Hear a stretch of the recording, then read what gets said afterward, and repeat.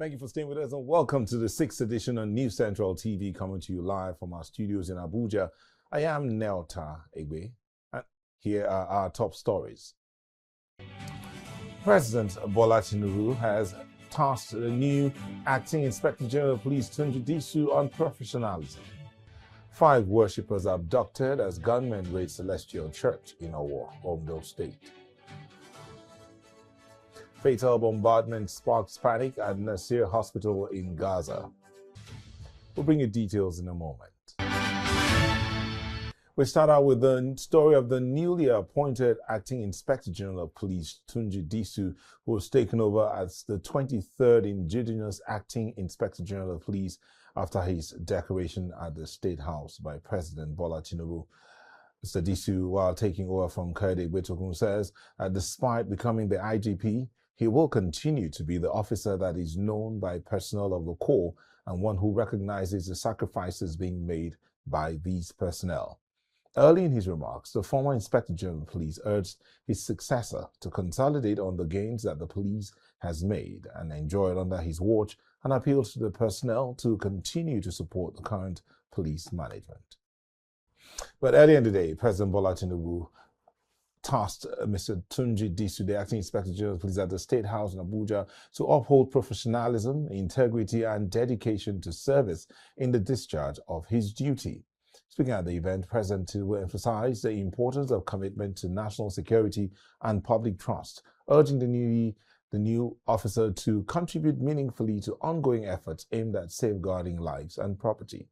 The Acting Inspector General of Police, Mr. Tunji Disu, assured Nigerians of his readiness to serve with diligence and pledged to support the administration's vision for improved security and national development. Now, let's talk about this matter. The history of the Nigeria Police Force is defined by a rhythmic transition of leadership, reflecting the nation's complex regional tapestry and evolving security landscape. Since Louis Edet became Nigeria's first indigenous Inspector General in 1964, the police leadership has seen a diverse rotation of officers from every region across the Federation. Early leaders like Kam Salem and Muhammadu Diko Yusufu transitioned from Deputy Inspector General roles, establishing a tradition of internal promotion that defined the force's formative decades. Over the years, the Southwest and Northeast regions have frequently produced top commanders, including notable figures such as Tafa Balogun, Usman Alkali Baba, and Kayode Egbetokun. February 2026, Tunji Disu, formerly an Assistant Inspector General of Police, is taking command from Egbetokun. He continues a legacy of leadership spanning over 60 years. This historical trajectory highlights the evolving ranks of Nigeria's police chiefs, endeavoring to reflect the nation's commitment to regional representation and professional advancement within the security sector. Now, to help us dig into this and understand how it's playing out is Deji Adeonju, a legal practitioner and public affairs analyst. Thank you for joining us, Deji. Thank you so much for having me. It's always a pleasure. Good to have you here. So now we have a new Inspector General of Police, albeit in acting capacity.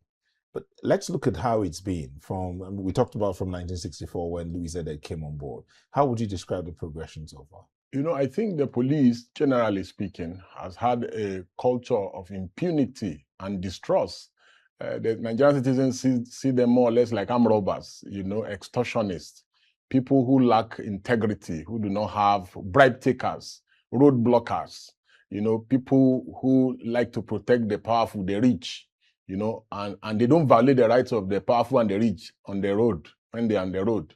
And also people who provide shield and cover for the powerful politicians, but they violate, victimize, and intimidate the powerless, who they've sworn an oath to protect. So, and the Nigerian police over the decades have tried to rebrand by changing uniform. But what they are battling with and what they struggle with is attitudinal change. The attitude have not changed. And this is what has led to many of the, anti-police posture of the Nigerian populace against them. You recall vividly the wake of the NSAS protest and the revolution that followed suit in that regard. It was followed by agitations against police brutality, police rascality, refusal to take accountability for corruption, and extortion. The level of decay in the Nigerian police has gotten to a level of institutionalism. They've institutionalized illegality, corruption. So in my view, for the Nigerian police to genuinely and completely rebrand, it must decentralize. There must be less power at the center, because what is fueling corruption is over-centralization of funding. In my view, I believe that the funding of the police, if we truly, just like the way we are talking about giving more power to the states, we must give powers to the states. Yes, there should be a command and control center in Abuja. Yeah. But the 774 local governments, whatever has been allocated should be paid directly to them to stop stealing. The way the local governments are getting their allocation. Yes. So because you find police formations, we have friends all over the country in the police. Whether childhood mates who are either leading police at one form of leadership level across the country, they generally complain why they have to resort to institutional extortion, whether it be the VIP policing that they do for VIPs and politicians, Yahoo boys, Yahoo girls, concubines of politicians, side chicks and sidekicks of politicians. The reason why they are trying to do this is to innovate, to try to see, okay, what if they post 10 people out and the person is in VIP protection, they are paid something. The divisions and the commands get some percentage of that payment. So we can use it to fuel the vehicle. We can use it to do patrol. So the reason why they are battling with roadblocks, the roadblocks are more, and that's why Fela humorously in his song said, police station are turned to bank. DPO is now a bank manager. You understand? So the reason why they are battling with that is because of lack of proper funding for the police. No matter how you look at it, the irreducible minimum in any just and equitable society should be that the people that actually do the job get paid. Look at the politicians in the National Assembly. They are doing practically nothing. Practically. It should be voluntary. And they move around with policemen. Yeah, and they move around with policemen and they get the better funding. So why don't we channel the money that we are paying the legislators, 360, 109, let's channel it to the police commands. The lawmakers will not like you for that. Of course, I don't want them to like me. Let's go. Neither do I like them. Let's slow down a bit. Yeah. Now we have a new Inspector General of Police. I'll be waiting confirmation. But he's in acting capacity, and he's considered nice guy. He's considered top professional. Nice guy. Yes, but nice guys don't get the job done. This is a top nice guy. But he's considered a professional, and yes, you have called him a nice guy. Yes. But then you, not being a very good fan of the Nigeria police, have also advocated for the welfare of the police. You've advocated for better working conditions for the Nigeria police force and its personnel. And thank God you're calling this man a nice guy. Now he's coming. Do you think things will be any different? You know why? Even with the new police reforms that have come in. Yes, you know why I worry for the new IGP of police, Tunji Disu. Why I worry for him is because I'm very wary of when Nigerians start hailing someone. I have seen the reactions on social media. Generally, Nigerians like him because he's a nice guy. But nice guys, they finish last, generally. So I worry for him because he's my friend. I worry for him and my egbon. However, nice guys cannot get the job done. This job is not for a nice guy. He does not. He no longer needs to be a nice person. Very crucial reforms need to be done in the police. Tough, decisive decision. People need to be dealt with when it comes to issue of corruption. There should be zero tolerance for any form of corruption or extortion. But does he have the powers to do you see, the president has given a clear directive. I will give you a very simple example where he can make example of some people. Because look at the Japan experience, Malaysia, Singapore experience. One man is capable of engineering societal change. The idea that the police is irredeemable, I don't share the fact, because America used to be worse than Nigeria. At a point, the gangsters were running the US. You understand? They had to concession parts of the United States to gangsters, But look at America today. So the fact that Tunji Disu has gotten there, this is a rare opportunity that he has been given. This is an opportunity for him to leave his footprints on the sand of time. The fact that the president has given a clear directive that VIPs, police should be withdrawn from VIPs. I can tell you, because I don't want to name names. I know big boys that are still with police officers. So many. Till now. The police officers are no longer wearing uniform, but they are in mufti. So, and in my interactions with people and across the states, give or take, in my view, I may be wrong, but give or take, I think more than 100,000 police officers are still out there protecting VIPs. These officers should be withdrawn. The new Inspector General of Police should comply with the presidential directive, because that directive from the president is aimed at returning police back to policing the nation. Because the reason why the army, the DSS, and other security agencies are taking over the internal security of the country is because police abandon its responsibility, constitutional obligation and responsibility of policing and safeguarding the territorial integrity of Nigeria.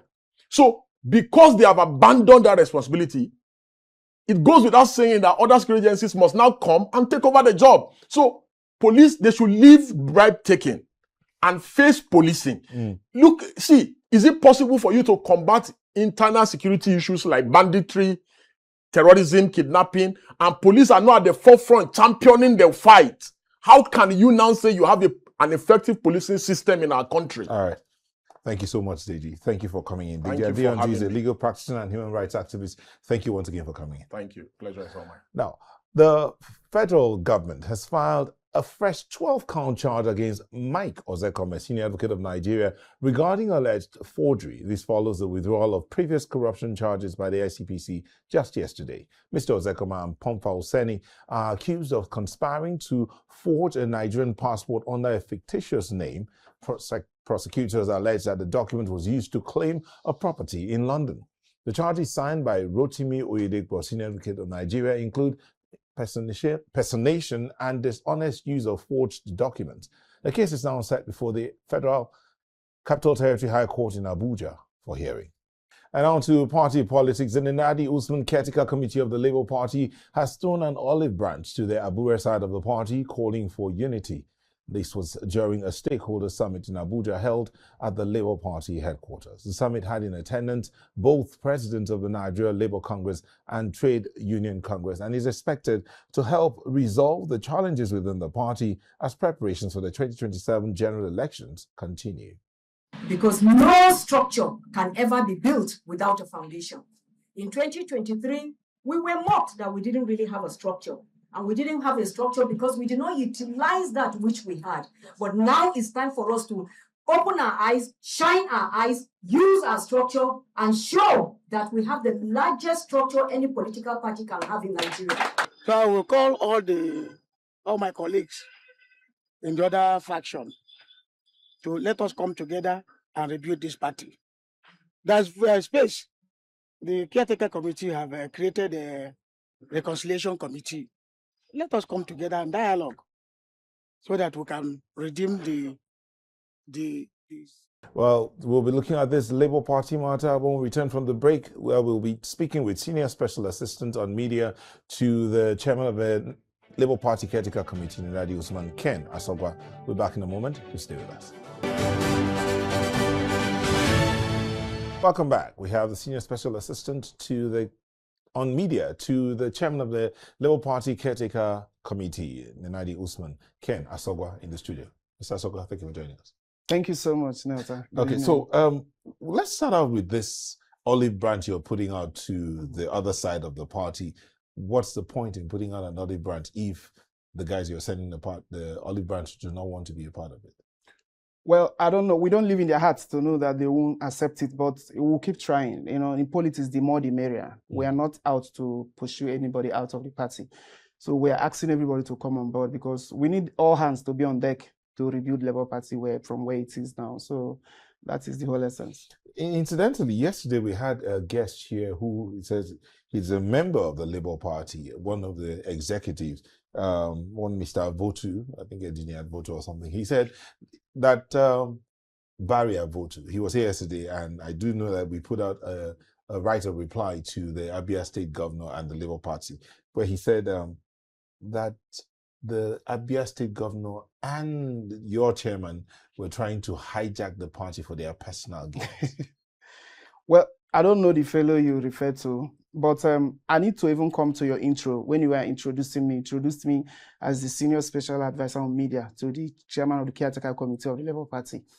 And then Senator Nadi Usman is the interim national chairman of the Labour Party, not Caretaker Committee. The neck of the party met on the 18th of July last year.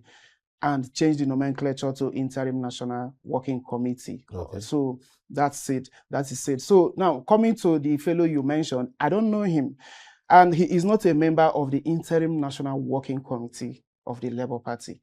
You see, on the 21st of January this year, the Federal High Court in Abuja made a very categorical statement that the chairman of the Labour Party is Senator Nenadi Usman, and directed INEC that henceforth you should deal with her as the chairman of Labour Party. So any other person making any other claims elsewhere is committing contempt of that. So what about judgments of that court? they have also And INEC has gone ahead to do that? to do that. So Yes. I don't know why you people are you're oxygenating this. I'm sorry to say this. Hold on. We I are don't know not. if people are giving them the time to come and say this. So when you say we're giving time, I'll ask you this. Everybody has a right of response and a right of reply. If there's a court judgment, there is a process of appeal and all of that. Again, so they come here and say they have also filed a stay of execution and they are appealing that judgment. So would you now gag them from speaking their mind? Which is why when they came here, we gave you an opportunity to reply. We give everybody a balanced platform. You're here. Can you reply to what they had to say and state your own? So that your party members can decide what they want to do. That's something I'm saying here. And I've let the world know that he is not a member of, I don't know if he's a member of the Labour Party, but he is not a member of the National Working Committee of the party. But that's it. Then I want to come in. You see, yes, I agree with you that you have to give people fair hearing. But you and I know that appeal on its own does not serve as a stay of execution. So that they have gone on appeal does not entitle them that, because they love to be called factional leadership of the Labour Party. If you notice, we're very careful not to use the word factional. We're very careful because none of you likes that word factional. But faction is what it is. That means one body has been divided. Hold on. That means you are disagreeing with the judgment of the court. Because the court has said this is the authentic leadership. Nobody is arguing that. So any other appellation is a disagreement. Did you hear me call anybody a leader of any party?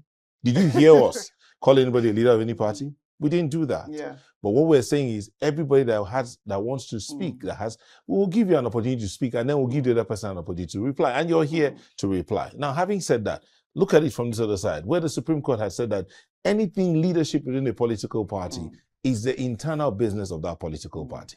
Now, in a situation where a political party seems to be fighting within itself, how do you resolve? That's the question we want to ask you guys. How is it that you people want to resolve this matter? The High Court has spoken. These other teams said they are going on appeal. But the Supreme Court has said that internal leadership matters should be handled internally. So how would you people resolve this matter? Well, the internal resolution of the crisis has already been settled by the Federal High Court. Federal High Court said, I agree, the judge, Justice Peter Lifu said, I agree with the Supreme Court that the internal workings of the party should be, the disagreements, that it's only a political party that has the power to determine its leadership. And that the Labour Party, when there seemed to be vacuum in the leadership of the Labour Party last year, the entire organs of the party met in Umuahia, the neck of the party met in Umuahia, and appointed Senator Nenadi Usman to head a caretaker committee to drive the party until a convention is held. That was what the party did. So when is the convention going to happen? It's happening in April. But let me come in and say something. You see, we had a program today where... And we were there. Okay, yes, you were there. And we also put it out for the audience and to see. I want Nigerians to see what we are doing. We held our program at the National Secretariat of the party. Meanwhile, the people that are busy coming here to misinform Nigerians had vacated the Labour Party Secretariat for us because they know that they lost a case in court. So we are in occupation of that National Secretariat of the Labour Party. And they are still going around television houses, media houses, calling themselves factional leadership of the party. From where are they operating? You see, so we had a program today at the Secretariat of the party, where it was a multi-level, a program of the party involving the NLC, the TUC, where we are putting heads together. We lost the 2023 election painfully, on account of what people call structure. They say Labour Party didn't have structure. And we have learned our mistakes from this. And this is the rebuilding process we're undergoing. Painfully, we lost grounds trying to being in court, trying to sort out the issue of leadership. But with the speed with which we're approaching this now, I am very, very hopeful that Labour Party, before the next election, we'll be together. We'll be together. No, we're already together. We will be in the right footing to contest for the presidency of Nigeria. All right, thank you very much, Mr. Ken Asogwa. He's the Senior Special Assistant on Media to the Interim National Chairman of the Labour Party. That's what you said. Thank you. Thank you very much. In the meantime, a prominent member of the National Rescue Movement, Faduri Joseph, says the current administration and major opposition parties are no different, blaming decades of leadership failures for Nigeria's worsening socioeconomic crisis. Speaking to journalists in Abuja, he singled out former Vice President Atiku Abubakar and former Governor Peter Obi of Anambra State, describing them as disgruntled politicians who failed to deliver real change while in office. Every coalition of politicians, they are all the same, looking for their own selfish interests, not for the interests of the people of Nigeria. They have all been in government one way or the other. The ones who are coalition today, in ADC, are the ones who are not in government in this current administration. Why are we in darkness in Nigeria today? Because of the alleged 16 billion US dollars that Alhaji Atiku Abubakar did not use to fix light in Nigeria. So if he had all of those opportunities to fix it and he didn't do that, is it now he wants to do that? Mr. Peter Obi has gone to join ADC. The same people that Mr. Peter Obi vied against, contested against 2 years ago, were the ones that Mr. Peter Obi has gone to join. Leadership in Nigeria needs a younger generation to run it. When the rest of the world are competing in technology, what are we doing in our nation? We are still doing manual voting. They've done the best, and their best is not good enough. So they should leave the state, the country, to we, the younger generation, to run it, and we'll run it better. I'm now being joined by Faduri Joseph, a member of the Rescue Nigeria movement, right? Thank you. Thank you for joining us, Faduri Joseph. How are you today? I'm very well. And you? Great to be here. You're very determined that Nigeria needs to be rescued. Nigeria needs a generational shift of power completely. Why do you think so? Because the founders of this nation, the likes of Nnamdi Azikiwe, Tafawa Balewa, or Obafemi Awolowo, when they were young like my age, they fought for a republic. A republic if we can keep it. But you and I can testify that today, what we have is not a republic. What we have today is more or less like a jungle, where it is the survival of the fittest. Highest level of unemployment in the world. Insecurity. A war zone is more secure than Nigeria. Wow. So it means that our leaders have failed. And our fathers have failed. So they've done their best. Their best is not good enough.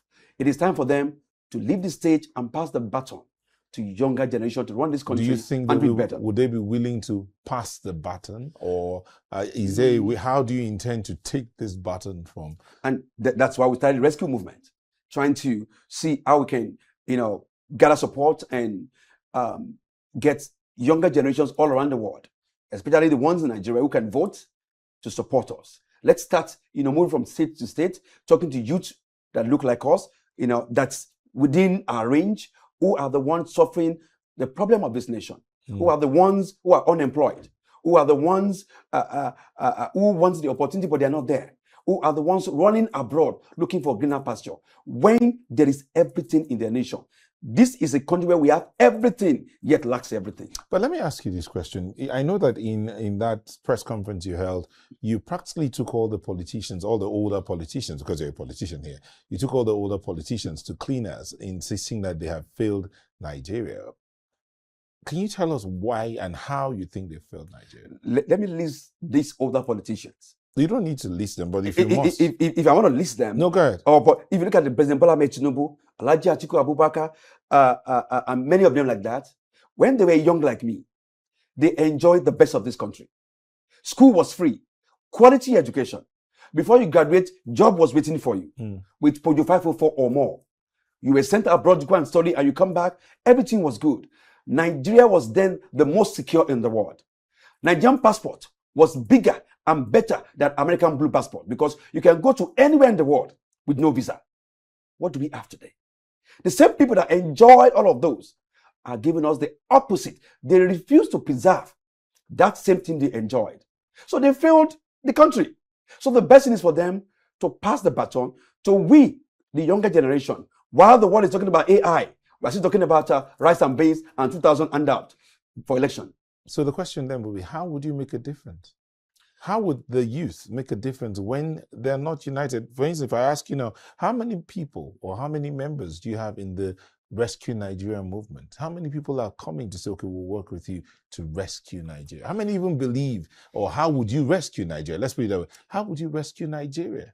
To rescue Nigeria is first and foremost to take power away from these politicians. Because this election will be politicians versus the people. 1% is making the life of 99% miserable. So let's take first and foremost power away from the 1%. When we do that, then as a younger generation, we look at our country. For instance, when I become Nigerian president, I will reverse all the policies of this government. Let's take fuel back to 300 naira first. When we reverse everything back to the way it was pre-Tinubu, they will now sit down and start, fixing our nations one after the other. Because the level of corruption of this government, which is even the most important thing, corruption has delved so deep into our country that even when there's supposed to be meaningful development, corruption has not even allowed us to move past where we have been for the past 20 years. So once we take power away from them, then we start looking for how we're going to make our country better. First, why is our president going abroad for medical treatment? When I become Nigerian president, including myself, no official will go for medical treatment. Let's build the hospitals here. Let our people enjoy it. Let's create jobs. That is one. When I become Nigerian president, let's use Nigerian-made cars. When we do that, then the Chukus of this world will create plants in everywhere in the country. That will also create jobs. When we start creating jobs, then our naira will have a value. Our passport will have value, and Nigerians abroad will start coming back home. All right, thank you so much, Joseph Faduri, a member of the National Rescue Movement. Right. Thank you. Thank you for coming in this evening. We wish you well. Thank you. We'll take a moment, and when we return, we'll be looking at other stories. Just stay with us. Welcome back. This is the 6th edition and a look at our top headlines. President Bola Tinubu has tasked the new Acting Inspector General of Police, Tunji Disu, on professionalism. 5 worshippers abducted as gunmen raid Celestial Church in Ondo State. And fatal bombardment sparks panic at Nasser Hospital in Gaza. The Coalition for Good Governance has called for immediate action to ensure the implementation of a Lagos government urban development program for Makoko to avert any clear and avoidable disaster. The group also says it is delighted to note that the Lagos state government has promised an enumeration of affected properties and reiterated commitment to handling the situation with a human face for the collective benefit of the society. This comes amid protests by various civil society groups following the recent demolition of illegal shanties by the government. It commends the State Assembly for constituting a committee of all parties involved and the ordering of an immediate suspension of the demolition exercise. That we're interested in the government program of saving the lives of the people, that they must give the required or agreed distance from the high tension power lines. We don't want a situation whereby high tension cable will drop, and only God knows. Even maybe those of us here on the mainland, maybe the ripple effect will get to us. We don't know, but it's dangerous for them to continue living under high tension. But that agreed meter distance must be maintained, and that is why we are calling on both the government and the residents to close rank and not allow a third party, because it's about public safety and saving lives. Our own is just to let the people know that you are not alone on this, and let the government know that, look, we are not looking away, but you must do what you are to do to ensure not only safety of the people there, but every other person that is dwelling under your Our fear has returned to Owo in Ondo State as gunmen stormed the Celestial Church in the Uso community early on Wednesday morning, abducting 5 worshippers during a midnight service. The attackers struck at about 1 a.m., whisking victims into the forest. The Ondo State Police Command confirms that a joint security operation is already yielding results. 1 victim has been rescued and 1 suspect in custody. This raid comes nearly 4 years after the devastating St. Francis Catholic Church massacre, and the local community is on the edge. Protesters have already blocked the Akure-Owo Expressway, demanding immediate government action.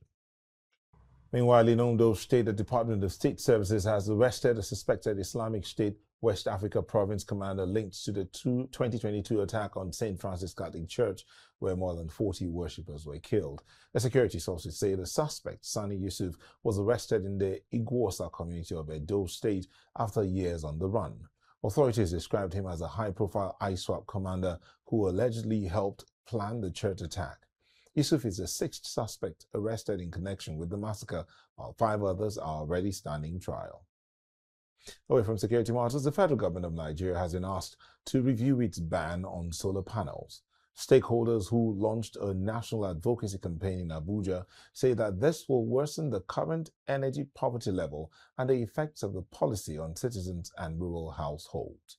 They say Nigeria is not ready for a full ban on the import of solar panels, as this will affect the nation's energy transition efforts and have profound effects on homes, schools, and businesses.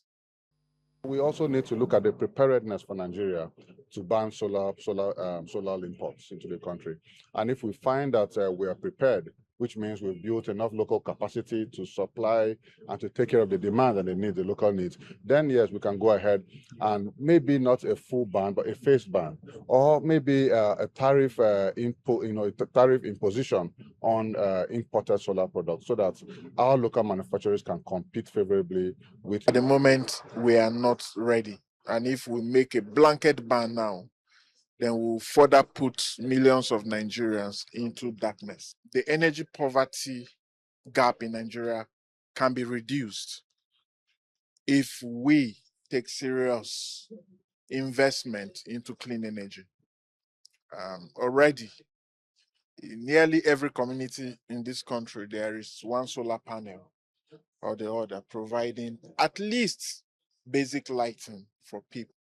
Well, joining us live to discuss this further is Ibrahim or Joseph Ibrahim, Nigeria Campaign Director, Secure Energy Project. Thank you for joining us. Thank you for having me. Joseph, this matter of a ban on solar panels, yes, you've said the federal government should review it, but isn't it a question of foreign exchange and the impact this is having on the economy in itself that's led to that ban? Yeah, so basically it's a matter of necessity for Nigerians. What do Nigerians need at the moment? We are currently having issues with the national grid. Our previous alternative have always been generators, both for businesses and for people in the grassroots. And with the removal of fuel subsidy, that alternative has even become more difficult for ordinary Nigerians. And there has always been that myth that solar is expensive. But now when people do the calculation, women in the market, students, schools, they see that, yes, they have a viable alternative, which is solar, compared to generators. So at the moment, many Nigerians are adopting solar as a way to access energy. So what we are saying that ban at the moment is going to restrict energy access for many Nigerians. But is it the ban? The ban is on the importation of solar panels, not the manufacture of solar panels. Yeah. So why are you not talk about encouraging manufacturing of solar panels instead of focusing on the ban? Yeah, so no doubt, nobody is against local manufacturing, but the facts are on ground. So we commissioned a study to see the readiness of Nigeria to this ban. And we asked Nigerians, 1,200 of them across the 6 states, do you think Nigeria is ready for this policy? For a ban? Yeah. And overwhelming 98% agreed that Nigeria is not ready. And that is because we also spoke to some of the manufacturers who are assembling and producing solar panels currently in the country, almost 90% of the component which they use is being imported. So that clearly tells us that we are not ready. We need to, so some of the advocacy that we do is that Nigeria is not ready, but we need a strategic framework, a policy that tells the government what exactly it needs to do in 3, 5, 7 years for us to be able to encourage and incentivize local manufacturing. But an outright ban, like we have seen with many policies. So if the Nigeria says, okay, we will not review, instead what we'll do is, Joseph, you have a plant in China, don't you? Yeah. Bring your plant to Nigeria, will encourage that. Isn't that something good enough? Yeah, and that's something that Naseni is currently doing. And it's something that we encourage. So we are not against the ban. What we have historically seen is when we ban something, the price immediately goes up. Like we saw with rice. Yeah, we make some gains, but in this case, many people, we need energy in our homes. We need energy to run our businesses, and many people are adopting. So an outright ban at the moment will not will not be the solution. What we are engaging government is, can we have some policies to say, for instance, let's have zero import duties for the local manufacturers who are importing these components. Those components, so that it has a way. Because also what we see is that the current price of locally manufactured panels are over 12 to 26% higher than imported ones. So they are not able to compete favorably in the market at the moment. And these are all the challenges that they are facing. So it is quite important that the government is more strategic in how we face the ban, encourage local production while ensuring that the solar panels are affordable for Nigerians and Nigerians have electricity, because the crux of this conversation is that people want power in their homes. They want power to be able to run their businesses. And for us, that outright ban at the moment, Nigeria is not ready for it. Thank you so much. We've been speaking with Joseph Ibrahim, Nigeria Campaign Director, Secure Energy Project. Thank you for coming in today. Thank you for having me. We'll take another moment. When we return, we'll be seeing what's going on beyond the shores of Nigeria. Do stay with us. Ghana's foreign ministers made a direct appeal to Ukraine's President Volodymyr Zelensky, urging the release of 2 Ghanaian nationals who were captured while fighting for Russia in the ongoing war. Speaking during an official visit to Kiev, Samuel Okudzeto Ablaka says he is hopeful that the men will be freed on humanitarian grounds. News Central senior international correspondent Afia Hagen reports.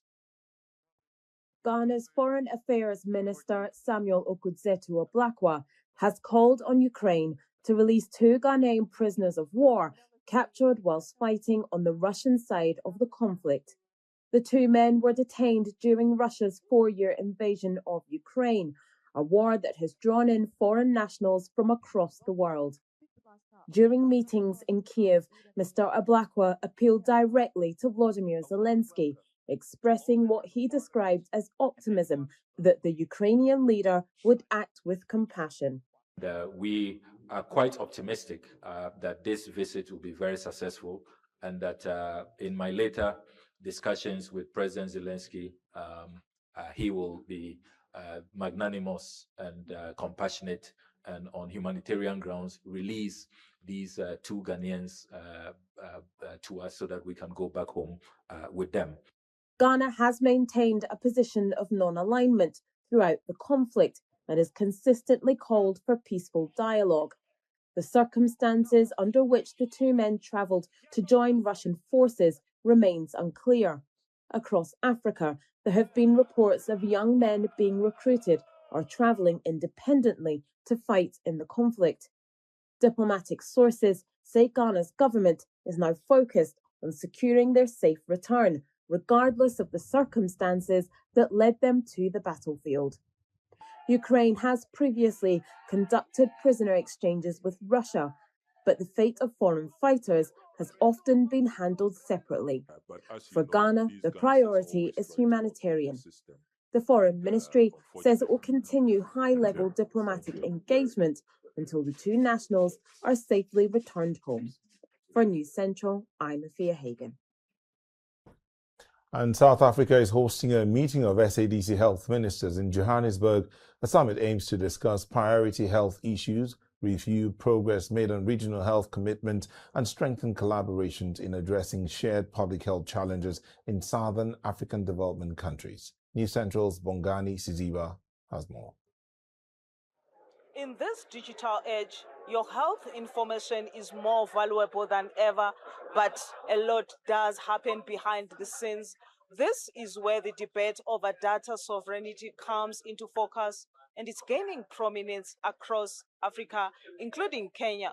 As digital health initiative expands, it's time to hold the bull by its horn, confront head-on some of the most pressing health challenges facing Southern Africa. And this meeting is more than just a meeting.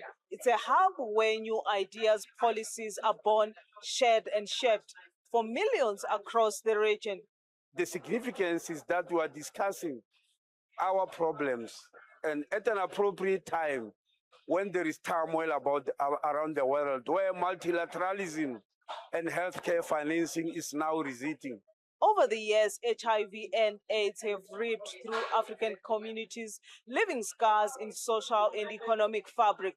Now, with the withdrawal of some international aid, the question is, how are SADC countries managing to sustain progress? We are calling on governments to increase their investments in HIV prevention to at least 25%. If we had that investment will go to those same NGOs that were doing the work, because they're the ones who are making the difference. They're the ones who are able to work closely with the most vulnerable communities. But the battle is far from over. Malnutrition, hunger, and malaria remain stubborn adversaries.